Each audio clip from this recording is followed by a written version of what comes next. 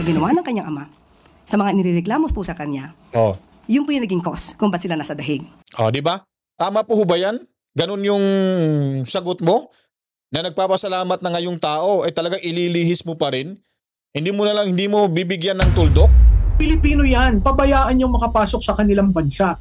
Itong si Undersecretary Castro, para mo sabihin na wala na kaming pakailam sa ICC, para namang sinabi mo na hindi Pilipino si Duterte, at ang mahigit doon, naglingkod yan sa bayan.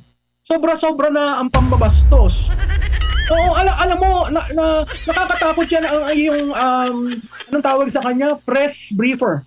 Nakakatakot yan. Kasi hindi lumilinaw ang press briefing. At never siya nagsasalita tungkol sa ano nga uli ang pinangako ng Pangulo nung inaugural. Hindi ba dapat ang Presidential Communication Office, meron kang news arc for today, balik ka uli. At kaya lang siya nandyan is para suplahin, batikusin, sanggahan ang lahat na itatapon sa pinuno at ang always ng pivot, Duterte Matanda. Dadagan ang Bida News Update. At sa amin, nakapag-harvest na kami, kakatanim lang eh. So, hindi, buti na lang yung timing, hindi yung bago aanin, nakapag-anin na tayo. So, yung season, not it that, it's, there's a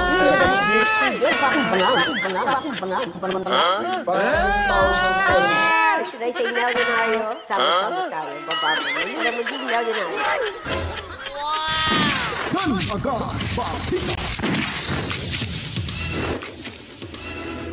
Alright, so welcome back mga kabitan, magandang buhay ho at kamusta, tayo po nagbabalik na naman at maglalahad naman ho ng panibagong impormasyon, presko, ika nga sa Bisaya pa, labas na mga impormasyon at balitaan dito lamang ho sa ating munting bahay, ang Danagan Balita Reaction Video News Update. Well, anyways mga kabalitaan, pasasalamatan muna ho natin yung ating mga laging tumututok at of course yung mga nakasubscribe na ho sa ating munting bahay, at of course pasasalamatan din ho natin yung hindi pa po, para sila po yung makapag-subscribe mga kabalitaan. 55,995 subscribers. At of course, sa lahat ng mga Pilipino sa anupag ng ating mundo, assalamualaikum ho sa ating mga kapatid na Muslim, mga kabalitaan. Hindi na ho tayo magtatagal dahil dire-diretso na ho ang ating ilalahad ng mga impormasyon. At una ho, talagang titikdulan ho natin itong si Attorney Au dahil mahilig ho ito sa bardagulan. Yung Presidential Communication Office ay parang ginawa niya na hong palengke. Mahilig itong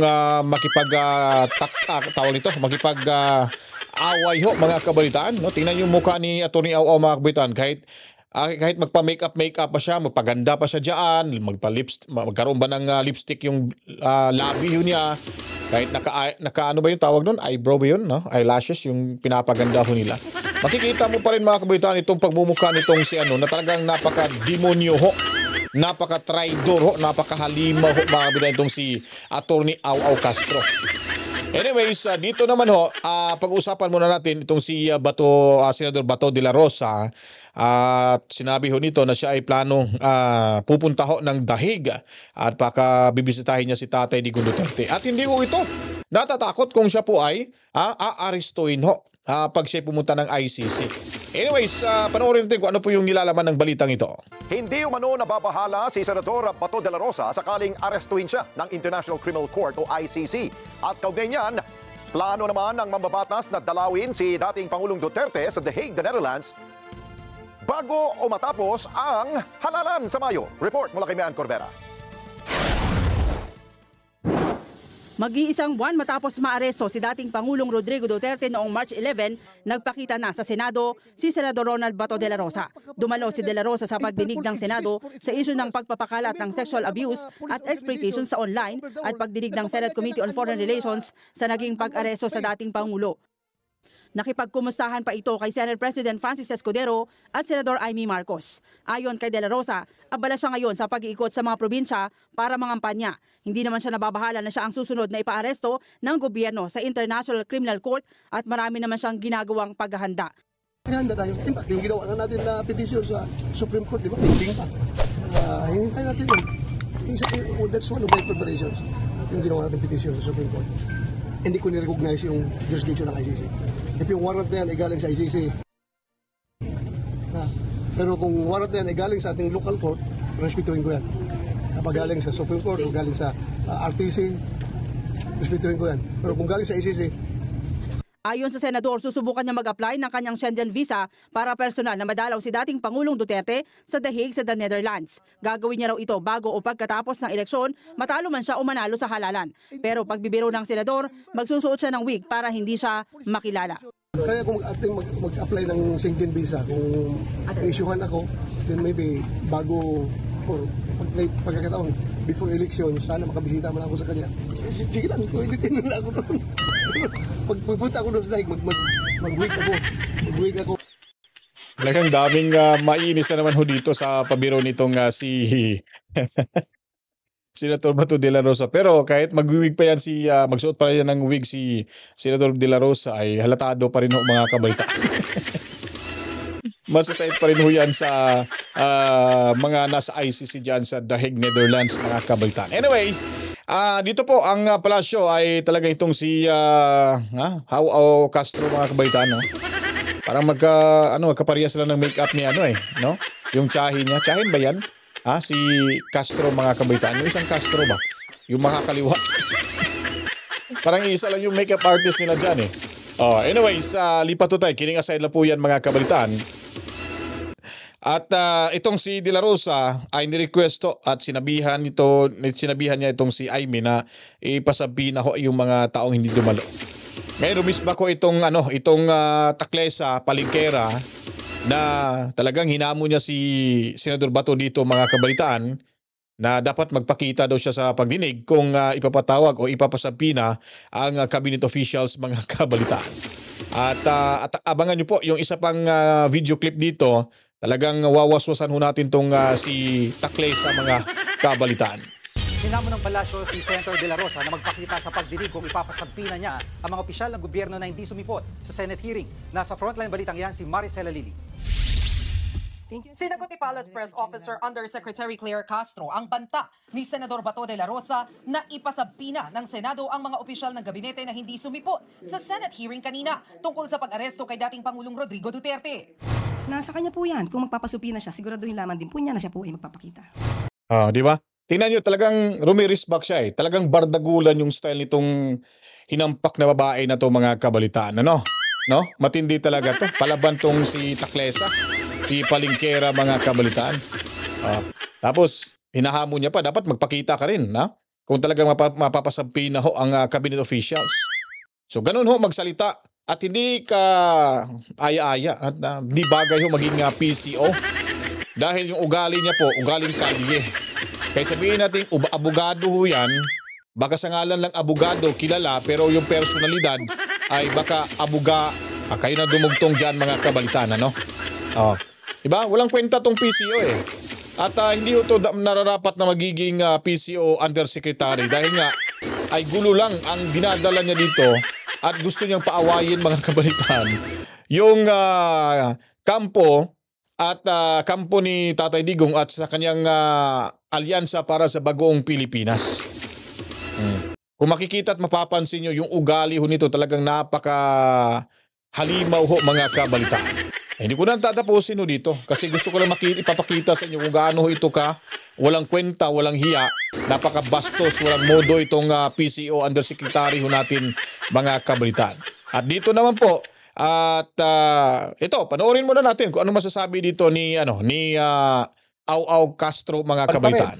Ang tagapagsalita ng ICC nanindigang meron silang jurisdiksyon sa crimes against humanity ng dating Pangulo kahit kumalas na ang Pilipinas sa Rome Statute. Nangyari naman daw kasi ang krimen sa mga panahong membro pa nitong Pilipinas. Gayunman, pwede raw questionin sa korte ang legalidad ng pagsuko kay Duterte.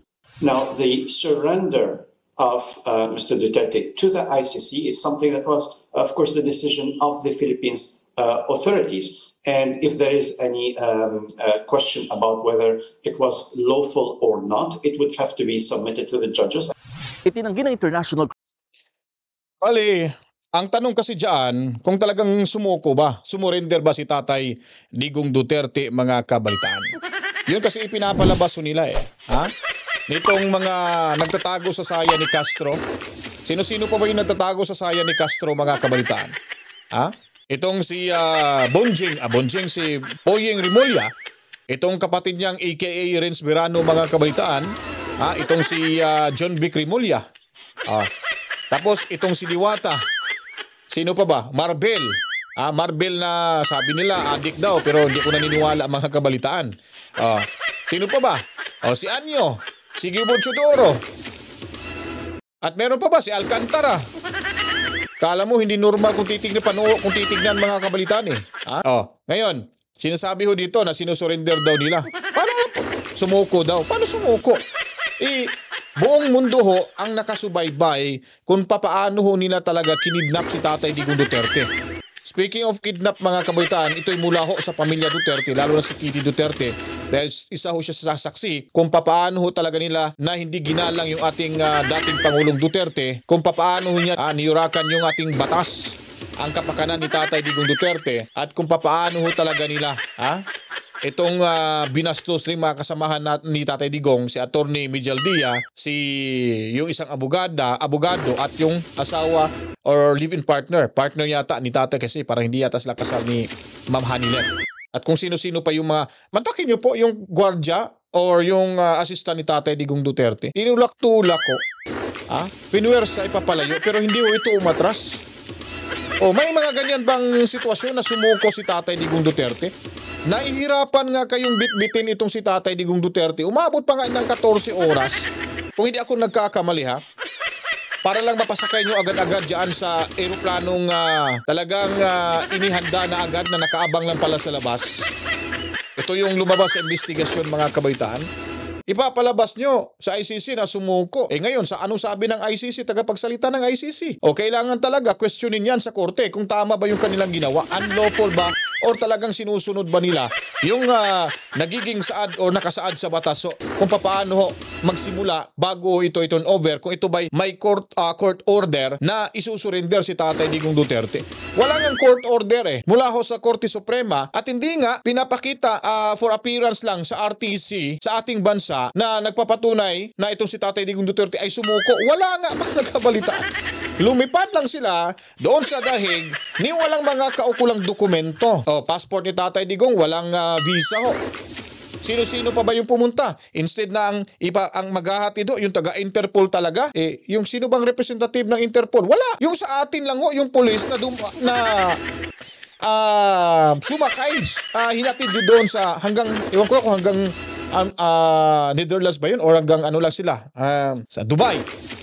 Di po ba? So yun po dapat sabihin ho nila yung katotohanan, kasi saksi ho yung taong bayan kung paano ho tayo binastos. Hindi lang si Tatay Digong Duterte, mga kabalitaan. Taong bayan yung binastos ho dito. Yung ating saligang batas ang binastos ho dito. Ngayon, wala silang masagot-sagot. Natatakot sila. Nagtago sila ngayon sa saya ni Attorney Au Castro. Si Castro ngayon ang tagapagsalita nila na mahilig talaga sa bardagulan. Ito, panoorin natin to dito. Criminal court na tanging malilit na bansa lamang ang kaya nilang kasuhan at litisin. Sa katunayan, meron naman doon mga pending investigation at arrest warrant sa iba't ibang rehiyon ng mundo. Yun nga lang, kailangan pa rin doon ng kooperasyon ng mga namumuno sa isang miyembrong state, o di kaya naman, voluntaryo itong gagawin ng isang bansang hindi na miyembro ng ICC. Nagbigay naman ng... Diba? Voluntary. Ibig sabihin nun, walang order, walang warrant of arrest, notice lang, mga kabaitaan. Diffusion notice lang. So sila mismo, may partisipasyon at sila yung utak ho talaga dito. Ayaw ho nilang humarap sa pagdinig. Siguro takot silang magsalita o baka magkamali na naman at mahuli talaga kung sino ang mastermind talaga sa pagkidnap nila kay Tatay Digong Duterte, mga kabalitaan. Ito, pakinggan natin tong si Au Castro. Tingnan yung make-up nito, mga kabalitaan. Hindi talaga bagay. Wala kang makikitang magandang kalooban sa babaeng to Sa physical na anyo pa nga lang, makikita mo na gaano ho ka-driver itong babaeng to, mga kabalitaan. Attack dog talaga to Mas lalong sinisira niya ho yung Presidential Communication Office dahil hindi ho taglay sa kanya na magiging USEC or Undersecretary ng PCO. Kung hindi pa nga PCO, ilang taon nang nakalipas nga, nakipagbastusan nga sa isang police station. Kala mo kung sinong maangas. Tapos pag nagsalita, iwan ko kung Bisaya ba to. Kung Bisaya to, siguro yung Tagalog ko medyo ano pa siguro, no? Medyo angat-angat lang ng isang period mga kabalita. Biro lang po yun, ha. Anyways, pakinggan natin tong Castro na to dito. Pahayag ang Malacanang sa pasasalamat ni Vice President Sara Duterte. Ito pasasalamat mismo, ha. Nagkusang loob na nga si Inday Sara na nagpapasalamat to kay Bungit dahil kung hindi kay Bungit, malamang walang mangyayari ng reconciliation, ho. Siyempre, nag-reconcile na ho, may magandang loob na, nagkapatawaran na ho sila kasi totoo naman talagang may hindi ho pagkakaunawan, larangan ng politika kasi may minsan dahil madadala ka sa kabila, hindi mo na mapapakinggan kung sino yung nasa talagang sa pamilya mo. Para mga ganon. Ito, nagpapasalamat na nga si Bibi Sara, ay talagang binastos niya pa, nililihis pa niya, at talagang gagatungan niya pa yung problema, mga kabayan. Pakinggan niyo kung anong sagot niya dito. Kay Pangulong Bongbong Marcos, matatanda ang sinabi ni VP Sara na mas nakapag-bonding sila habang nakakulong ang ama sa ICC. Tinanggap ng Malacanang ang thank you ng bise, pero mukhang mas dapat daw pasalamatan ang naging ugat mismo ng umano'y extrajudicial killings. Kung hindi po naganap at hindi nagawa ang sinasabing mga aksyon patungkol sa war on drugs, hindi naman din po sila makakaroon ng pagkakataon na makapunta sa dahig. Diba? Napanood nyo? Yung kabastusan nito, kawalang modo nito. Tama ba yan? Isa kang PCO Undersecretary, tapos ililihis mong usapin, hindi mo na lang tatanggapin. Anyway, tinatanggap po ng ating Pangulo yung kanyang pasasalamat dahil nga nakapunta sila ng dahig dahil nga sa kasong ito. Dadagdagan pa, mas unang pasasalamatan mo yung mga nabiktima ni Tatay Digong Duterte. Kaya di dahil sa kanila, hindi kayo makakapunta ng dahig, mga kabaitan. Tingnan mo yung napakakapal talagang pagmumuka nitong inampak na to. Tingnan mo yung itsura, oh. Tingnan nyo kung sinong kamukha. Ha? Talagang napakahudas itong babaeng itong mga kabalitaan. Ha? Tama ba yan sa isang PCO na instead na huhupa na sana yung tensyon, paunti-unti na, ito, gagatungan niya pa? Ako sa sarili ko lang, pag ganun nung sumagot, mga kabalitaan, ibabalik ko sa akin. Ako na nagpakumbaba na nga ako at nagpapasalamat na ako dahil nga sa nangyari. Tingnan mong ginawa nito, parang binaliktad niya na naman, ho. At sinasabing, hindi, bago namin tatanggapin yan, pasasalamatan mo muna yung mga taong nabiktima ng tatay nyo. O, parang ganun yung pagkakasabi. Parang inanimal, mga kabalitaan, eh. Gusto talaga ito ng bardagulan, ano? Kaya kami mga vloggers, hindi kami natatakot pag bardagulan. Talagang babartagulanin namin ito, mga kabalitaan. At yung danagan talaga ay talagang magsasalita laban ho sa babae ito. Dahil tingnan mo, kahit saang anggulo, wala ho tayong makikitang kabutihan ng loob nito. Masisilip mo sa kaliwa, masisilip mo sa kanan, kahit nakatalikod, kahit nakatayo, kahit naka-high heels pa siya, mga kabaitan, wala eh. Walang kabutihang makikita sa ugali nito. Napaka-traidor ho, mga kabalitaan. Itong babaeng to. Kasi nga, walang puso rin to eh. Walang puso rin to. Pasintabi na sa mga guide nyo po yung mga kabataang nanonood ho sa ating content ho ngayon, sa ating video presentation dahil medyo may maangang ho tayong mga salita na binibitawan ho dito, mga kabalita. Pasintabi na po sa mga parents, gabay nyo po yung mga anak nyo dyan. Talagang walang kwenta itong babae. Tingnan yung mukha nito, sus, nako, ewan ko lang. So mas magandang pasalamatan nyo muna po dahil yung pangiti-ngiti niya talaga hindi mo makikitang, nakikita mo talagang kaplastikan, mga kabaitan. Makikita yung mukha nito, urukan yung yung dating eh. Sa ginawa ng kanyang ama, sa mga nirereklamos po sa kanya, yun po yung naging cause kung ba't sila nasa dahig. Di ba? Tama po ba yan? Ganun yung sagot mo? Na nagpapasalamat na ngayong tao, talagang ililihis mo pa rin? Hindi mo bibigyan ng tuldok? At mas lalong pinapagalit niya yung taong bayan at mas lalong ipinapahamak niya dito yung bungit administrasyon, mga kabalitaan. Ewan ko lang kung may direct communication to sa ating presidente. Ewan ko lang yung mga pinagsasabi ho nito ay may kinalaman ho o alam ho ng kanilang mga kasamaan ho dyan. Baka sariling opinion lang ho ito. Kasi akala mo astig-astigan dyan sa PCO, mga kabalitaan. Tingnan yung mukha na naman, lumalabas na yung kadimunyuhan nito, mga kabalitaan. Tingnan mo yung bibig, ngiwi-ngiwi na rin yung bibig. Anong nangyari sa bibig mo, Castro? Parang nangingiwi ka na naman, nakaganon ka na naman, Baka umayos ka, baka kulang ka lang sa tubig, uminom ka ng maraming tubig, baka namamalat na yun at baka ka dyan, baka matumba ka at bigla na lang uminom ka ng tubig, huwag pang iingi. Baka nauhaw, inom lang, maraming tubig inumin dapat. Diba? Ganon ba yung klaseng PCO na napakawalang kwentang magsalita? Hindi niya na siguro, tumingin ka nga sa salamin, ha? Aw-aw. Tumingin ka nga. At yung pagdi-deliver mo ng iyong salita ay ano ba? Bagay ba sa sarili mo? Hindi ka naman ganyan magsalita. Kaya kung anong normal mong pananalita, yun ang sundin mo, yun ang gawin mo. Huwag kang magpaka-plastikan ho dito. Huwag mong gamitin orokan dito. Kasi mas lalo hong napapahamak yung sarili mo. Ha? Attorney Au Castro, napakawalang kwenta talaga tong abogada to. Ewan ko lang kung anong may napapatunayan, may resibo na ba to sa profesyon niya mga kabaitaan. Kasi sa pananalita dito, parang ewan lang eh. Pero, pinaabot po natin to sa Pangulo. At ang sabi po niya, glad I could help. Diba? Pinapaabot niya. Tama ho yun, maganda, dapat ipapaabot. Pero ang tanong, yung mga sinasabi niya ba dito mga kabaitaan ay alam ba ni Bungit?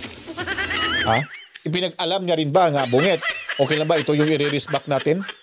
Kung wala ho, ay talagang ako, for delikadesa, kung ako ni Bungit, na parang ilang beses na ako binabypass sa mga salita niya na wala akong kaalam-alam, kung totoo man yan, kung yun talagang nangyayari, for delikadesa, tanggalin ko yun.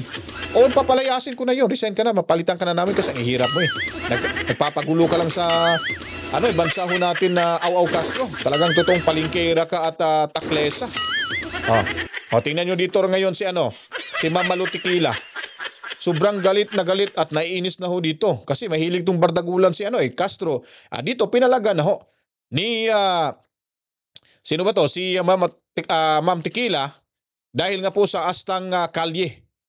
At napaka-unprofessional ho itong si Au Castro, mga kabalitan. Panoorin natin dito. Kialam tayo sa gulo ng iba, pero meron tayong internal na gulo, which is itong pagpapabigay natin sa dating Pangulong Duterte sa ICC.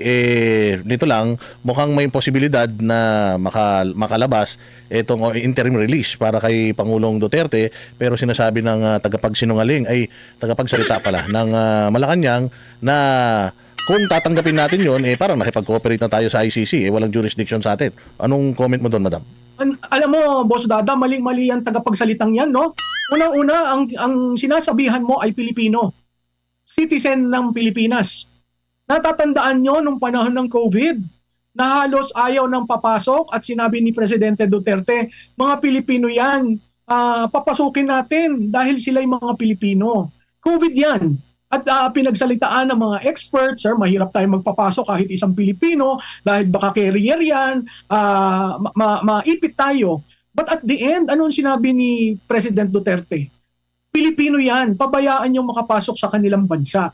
Itong si Undersecretary Castro, para mo sabihin na wala na kaming pakailam sa ICC, para namang sinabi mo na hindi Pilipino si Duterte, at ang mahigit doon, naglingkod yan sa bayan.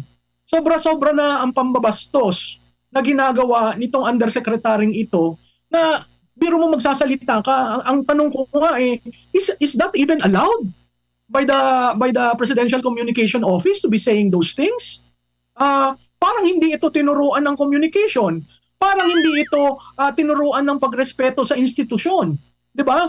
Ngayon, kung ang bardagulan is the official communication framing of this administration, huwag kayong magulat kung ang taong bayan ay magalit sa inyo. Kasi yung paglalagay sa kanya diyan at lahat ng sinasabi niya since day one, hindi nga part ng news arc eh. Sinisingit niya ang linyang Duterte. So, masyado niyong binababa ang category at ang quality ng presidential communication. Nakakalungkot dahil para sa isang taong naglingkod sa bayan mo ng 6 years, dapat kahit na anong problema natin sa ating naging Pangulo, lagyan niya naman natin ng respeto. Maling-mali ang sabihin niya na hindi na namin pakialam yan, nasa ICC na, hindi namin siya tatanggapin. Unless kinansel nyo ang passport ni Presidente Duterte. Pilipino si Presidente Duterte, lahat ng OFW nararamdaman ang bawat sinasabi mo Undersecretary Castro dahil sila rin naiisip nila anong mangyayari sa amin kung mangyari ang nangyari kay Presidente Duterte. Nakakalungkot. Alam niyo po mga kabaitaan, itong ginawa ho ni Castro, sa totoo lang po, ngayon hindi pa ho ito masisingil. Pero pag nagkaroon ito ng malaking problema, dago ko yung kanyang mga pinagsasabi, darating ang panahon sisisihin ho dyan ni Bungit. Kasamahan ni Bungit dyan sa Malacanang. At talagang masisipa ho ito mga kabalitaan. Makakatikim talaga ho ito ng kaihiyan sa tanang buong buhay niya. Hindi niya talaga makakalimutan yan mga kabalitaan. Kasi pag nangyari ho yan, ito nga si Mama Lutikia, nakapansin na nga rin dito kung gaano kabastos at unprofessional ho itong abogadang aw-aw na ito. Itong taklesang palingkera mga kabalitaan. Paano pa kaya yung mga nasa Malacanang ho? Yung talagang tahimik ho lang dyan.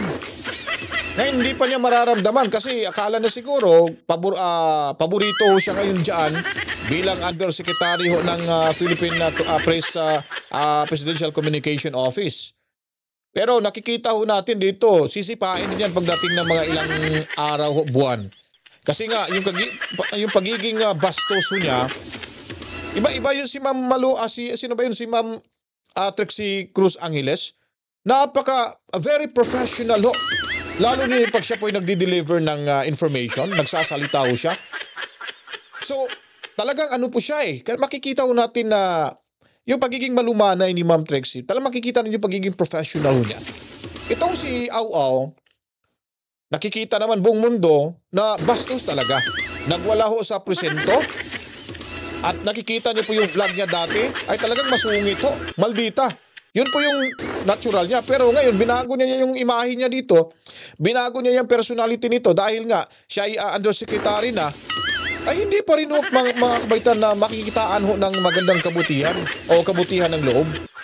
Wala pa rin ho tayo makikita. Sa itsura pala, facial expression niya pa lang ay traidor na ho, pagtatraidor na ho sa bayan.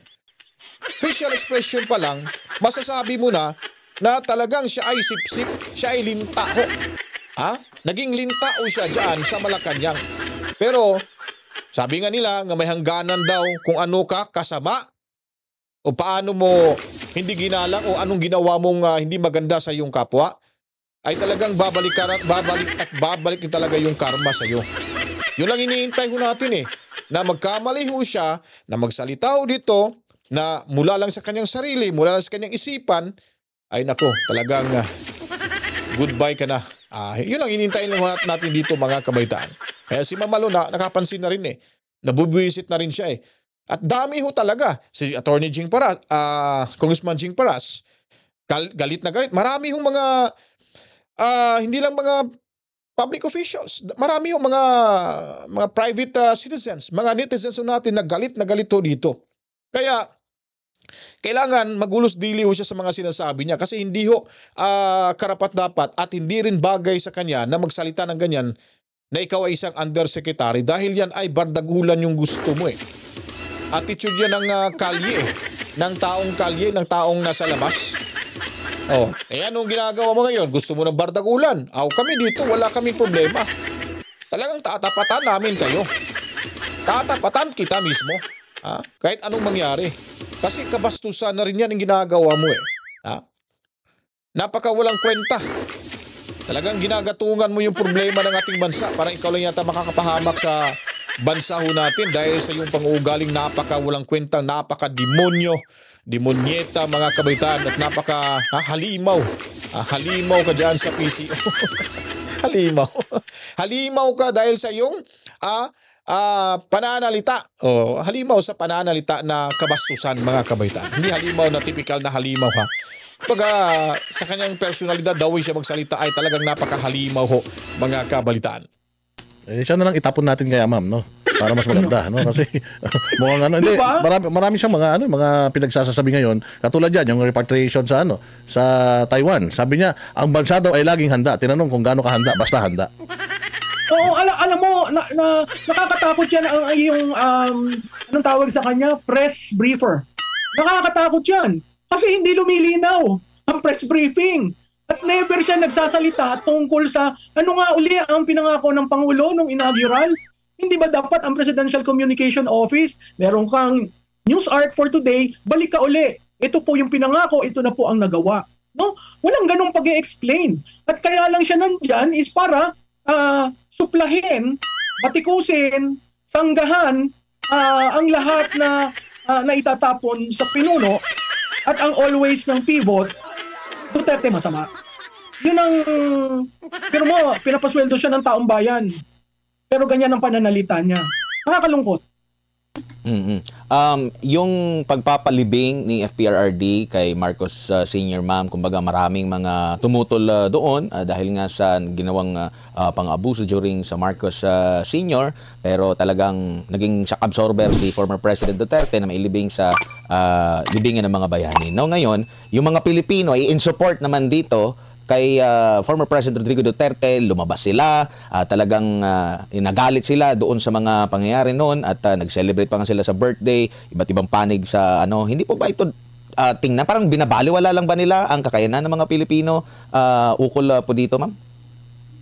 Admar, sa isang banda, oo. Kasi hindi I guess shock sila sa nangyari nung March 28. Nagugulat sila na organic, nagugulat sila na on their own, no? Nagpuntahan. At hindi yan nangyari lamang sa Davao o sa Mindanao, pero nangyari sa globally. Hindi sila nagkomentaryo dyan. Pakiwari ko, nagmamatsyag sila kung anong mangyayari. Nagmamatsyag sila on several fronts. Saan ka nakakita ng administrasyon na kampanya sindi ng usok, create ng usok, create ng apoy, na halos sinusunog mo na ang bansa mo dahil sa politika. Ngayon lang ako naka-experience sa aking professional career sa politika na yung partisanship at yung political persecution are the means by which to destroy legitimate opposition. Nakakalungkot yun kasi nakikita mo ang reaksyon ng tao. Dati nung nag-usap tayo, Admar, sabi ko, di ba, merong protest vote. Ngayon, klarado. Kaso, siguro, nagagawa sila ng mga senaryo para yung protest vote makalimutan, lumambot-lambot, pero sila ang nagsusunog ng republika. Hindi tayo. Kayo ang naninira ng republika. Hindi kami. No? Kayo ang parati na lamang since day one. Walang gawin, kundi politika. Walang serbisyo. Di ba? Kanina pinag-uusapan nyo yung housing, 1 million per year. Ang tanong ko, ilan na? Nakatatlong taon na, di ba? Dapat may 3 million housing ka na. May 3 million na ba? Bumalik tayo doon sa mga records nyo. Ang daming foreign assisted projects na sana na-launch na, no? Na-inaugurate na. Pero tumigil. Bakit? Kasi kinuha nyo yung pondo at linagay nyo sa program. Yaan ba ang pagmamahal sa bayan? Yaan ba ang pagmamahal sa Pilipinas? Mr. President, tandaan naman nyo na kayo'y nahalal ng mga Pilipino. Kung sana man lang tingnan nyo yon habang kayo'y nag-iisip, habang kayo'y iniisip paano pa ako lalabas dito sa gusot kong ginawa. Napakahirap po. Anong comment mo doon sa statement ngayon ng karamihan na ang pinakamagaling daw na tagapangampanya ng PDP laban itong si Pangulong Bongbong Marcos at itong kanyang tagapagsalita? Nako, napakalayo yan, boss Dada. Makikita mo naman siguro simulat sa pool, no? Dadamit, dadagsa ho yung mga tao dyan basta nandyan yung ayuda ho ni Tambaluslos, mga kabaitaan, para ho sa mga gustong dumalo. Tayo ho, iba ho sa PDP laban, mga kabaitaan. Tandaan nyo po yung pagkakaiba, ha. Sila ho nanunuyo para makakuha ho ng boto. Ang gagawin ho nila para dumami yung tao, magdadala ho ng ayuda umano. Mamumunbod, mga pakulo at kung ano-ano pa. Yung PDP laban, anyari, ang mga tao mismo ang lumalapit para ipakita yung kanilang suporta sa PDP laban, senatorial slates, mga kabalitaan. Yun ang pagkakaiba. Pero yung sinasabi ni Boss Dada na ayon pa sa kabila, sila daw pinaka-the best, mga kabalitaan. Huwag kami, Chong. Kwento nyo yan dito, kwento nyo yan kay Barbers, mga kabalitaan, hindi sa amin. Ay, ako nag-agree dyan, Boss Dada, no? Sa tuwing bukas ng bibig ni Undersecretary Castro, nare-remind sila, ay nako, ano ba yan? Diba? So kaya nga sabi nila, wag mo nang tigilin, bayaan mo silang sirain ng sirain. Ang akin lamang, pag tayo lugmok na, 'di ba? Nakakawa ang bansa natin imbis na nakaangat na tayo noon eh. Kung hindi tayo nag-COVID, 'di ba? Nakaangat na, ready na. O nag-COVID, o sige, tulong-tulong tayo, pero nung dumating si Mr. Marcos, talagang lugmok na naman. So, pag-aralan nila Agad lang po, parang mali yata yung apelyido ni Ma'am Tikia yung nabanggit ko kanina. Ano pala, Malu at kasi parang Tequila yung sinabi ko, parang ginawa ko ng inumin tong si Ma'am Malu eh. Tikia pala. Hindi po, parang yun ang pagkakaalala ko na sabi kong Tequila ha. Tikia pala yun ha. Correction mga kabitan. I stand corrected na mga kabitan. Baka magulat to kayo. Kung dapat yung si Undersecretary Castro, dapat manungkulan dyan. Kasi from a very, very elitist and very, very, highbrow way of managing presidential communication, we are now down to the mud. Nasa putik tayo sa pagtatapon. And mind you, ang pagtatapon niya, inaalaw na may bandila ng Pilipinas, may bandila ng presidential office. At naandun siya sa podium ng Office of the President. Yung manifestation na yan, pag samasamahin mo, magsalita siya ng ganyang kasama, Malacanang Palace. Diba? Ang taong bayan sasabihin, ano ba ito? So pakinggan ho nyo siya. Sabi ko sa inyo talagang halimaw to magsalita itong si talagang halimaw mga kabalitan. Hindi lang madiri-diritsang sabihin ni Ma'am Malu Tikia. Kaya ako diniritsahin ko na to, halimaw talaga tong babae ito. Talagang demonyeta to eh. Wala, tingnan mo nga, kahit mag-Amerikana, kahit ano bang klaseng suot nito, isusuot, at kahit gaano pa siya kaganda, papagandahin niya pa yung make-up niya, at pag nagsalita na ho dito mga kabitan, makikita nyo, aside sa kanya pagsasalita, facial expression, nako kayo nang humusga kasi nahusgahan ko na to mga kabalitaan. Yun din ang sinasabi dito ni Ma'am Malu Tikia na nakakaya ho. Nasa gilid pa niya yung bandila ng Pilipinas. Si Tatay Digong Duterte, hinahalikan itong bandila dahil ito ay talagang mahalaga ho para sa kanya. Na pinapakita niya, sinisimbolo, ito ay bilang simbolo ng kanyang pagmamahal sa ating inang bayan at sa sambayan ng Pilipino. Hindi natin nakikita sa kanila, bagkus binabastos pa nila sa pamamagitan ng kanilang mga binibitiw na mga hindi magagandang salita dyan, na nasa tabi pa ng nito, espiritu nitong babaeng itong mga kabitaan, yung bandila. Di ba? Nakakaiya ho mga kabitaan. Nako, ewan ko lang, bilang na sigurong araw nito kasi marami na rin nagagayad sa Malacanang. Baka pag lumala pa ho ito yung mga kabastusan niya dyan sa Malacanang, nako, talagang pagpipistahan to ng mga DDS vloggers mga kabalitaan. At kung gusto nyong iboto ang alyansa, makinig kayo na makinig. Dahil sa tingin ko, after 2 days ng pakikinig sa kanya, marirealize nyo, dapat ang oposisyon ang iboto ko. Meron pang mga sinasabi dito ng mga netizen natin na yung kaninang nireport natin, partner, yung Russian-American vlogger na ngayon ay nakapiit dyan sa may Camp Bagong Diwa, mabuti daw yan kahit hindi naman Pilipino dumadaan sa due process. Samantalang si Pangulo, diniretso na agad sa ICC.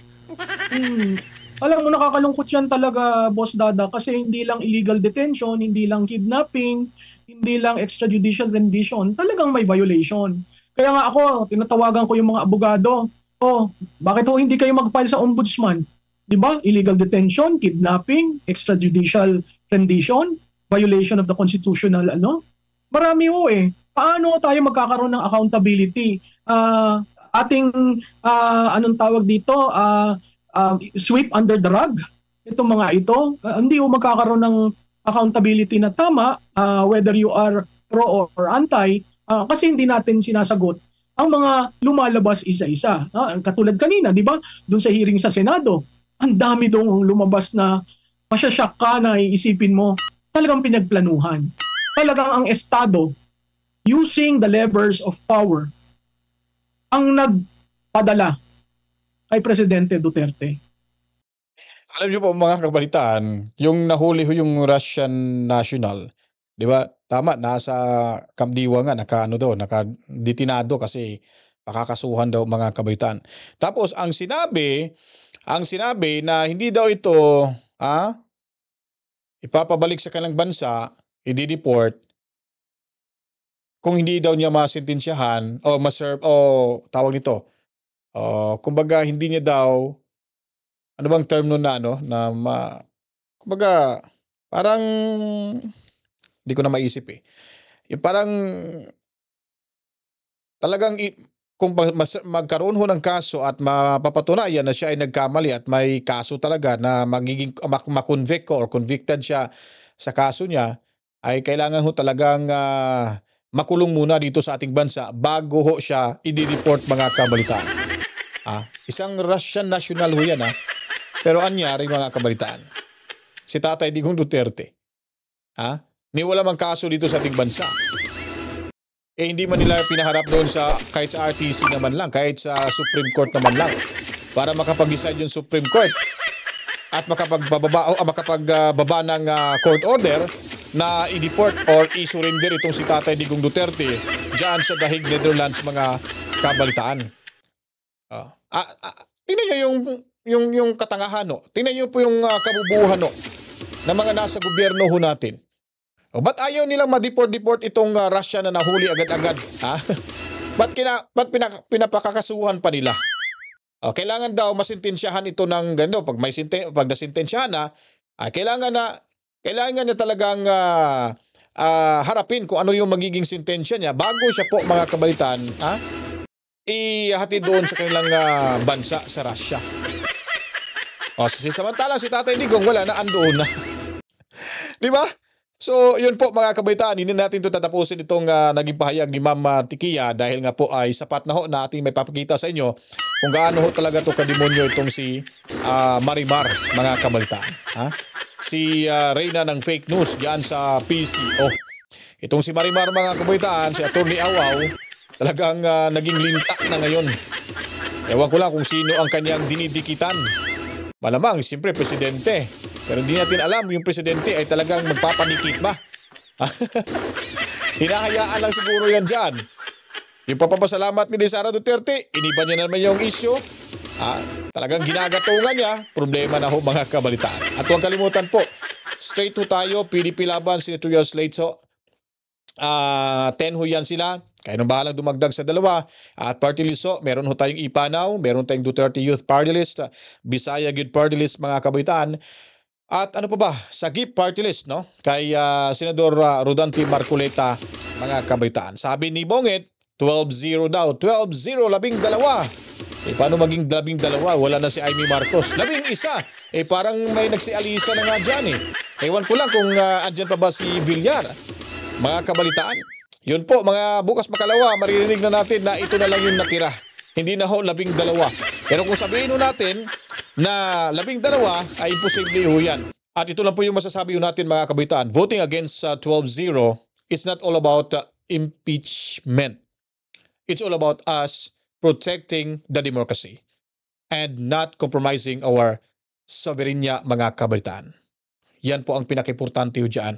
Kailangan nating pakatandaan.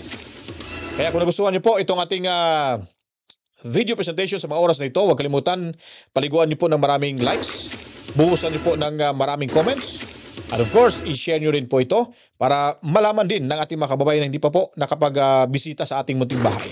Sa hindi pa po nakapag-subscribe, subscribe na ho kayo. Magiging updated kayo araw-araw sa ating mga ibinibigay sa inyo ng mga impormasyon at balitaan. Lalo na po itong talagang away politika sa ating bansa. Naku po. Talagang kailangan ho tayong magsalita ho dito para ho matulungan natin yung ating mga kababayan na mailatag lahat yung mga binabaluktot na may impormasyon dyan ho sa Malacanang mga kabalitaan. So kailangan po magkaisa ho tayo, manalangin tayo na maging malakas at ganun pa rin yung pangangatawan ni Tatay Digong Duterte. Maraming salamat sa ating 55,955 subscribers. Mabuhay ho kayong lahat.